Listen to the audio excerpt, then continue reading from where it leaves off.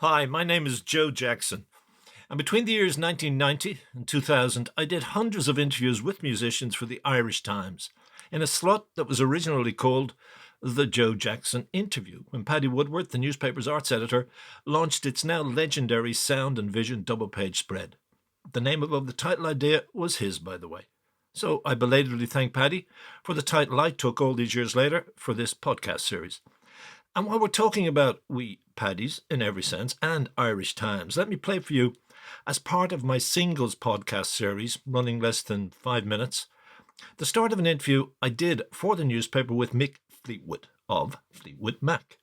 I kicked off by mentioning 3 memories he had of visiting Ireland for the first time in the 1960s, and that may, I suggested, have left him feeling conflicted coming here again.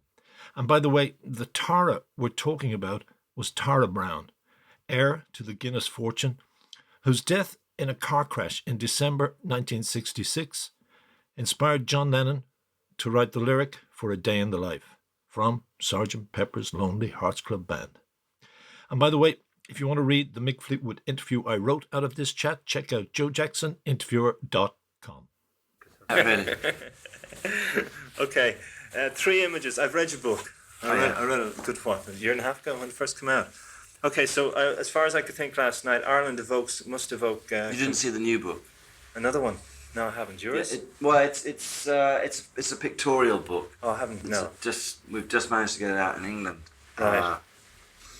That actually worked with Stephen Davis. He did the text, and I did. I worked very closely with him on it, but I gave him all the points. It's very much. It's a historical text of the history of the band that goes in the book with all the pictures. Right. And I just wrote some captions. Yeah, and set the chapters up in shorthand. My terrible scribble. Right. I wish I could have. Because Warner's in England have been handing that out to people. Because one, I hope if you like the band, it's a nice, nice thing to have. But I just wonder whether you'd seen it. No, obviously okay. Yeah, well, if I could get a copy, I could happily buy it. I mean, I'll be going up on this for about 10 days, or about I next think week like or whatever. It. Yeah, that'd be good. Okay, so the images of Ireland, I just suggest it might evoke ambivalent memories for you. Getting sacked from Blues Breakers when you were here. Oh, yeah. They're gleeful on seeing a stack of Moroccan hash at a Guinness party, and then Tara Brown's death. Oh, so it's kind of, is that what Ireland, does it have those? I mean, they're going right back to the roots. Well, I have to say, all 3 of those stories, Lynn here, my girlfriend, has never been here. Right. And I actually told, I certainly Tara, the hash, and what was the other one?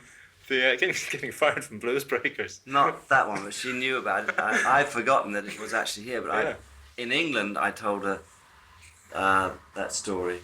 So two of them specifically. Right. Yeah. Right. So I was telling. We were driving yesterday, and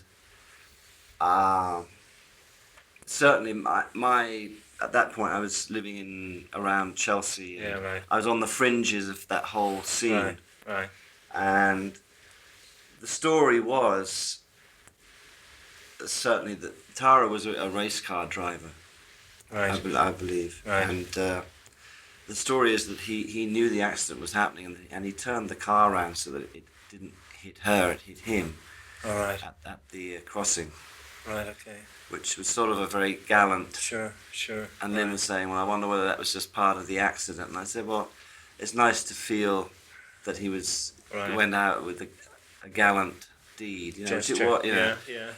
You then say... I didn't know him terribly well, but I played at the party. The party, and they had the Loving Spoonful specially flown in, and I was describing the house, which was incredible. You know, I must be a famous house. Where was this? Where is it, in Kildare? Well, yeah, somewhere.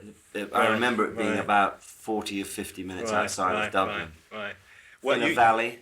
Yeah. And it's a stunning place. Sure. Well, you also say that. And I do remember the big brick of hash. And you were gleeful on seeing it. Yeah, Brian Jones. Everyone was feverishly shaving chunks of it off. In fact, breaking chunks of it off and putting it in your pocket. Yeah. Well, well, also were the aristocracy of Ireland doing the same thing? Or famous politicians? Certainly Tara's friends, a lot of them whom I didn't really know, but I'm sure they looked like very, very well educated young men. And they're probably the most respectable people in our society. Isn't it a pity we don't have their names now? We could shame them. But you also say, which I don't think many people recognise, that was partly, if celebrated is the right word, in a day in the life. Yeah. That the Beatles standard. It was John's lyric, wasn't it? About that, you know? Yeah. Hi, Joe Jackson here again. I thank you for listening to this edition of the Joe Jackson Interviews podcast. And as I said, if you want to read the article written out of that little chat with Mick, check joejacksoninterviewer.com.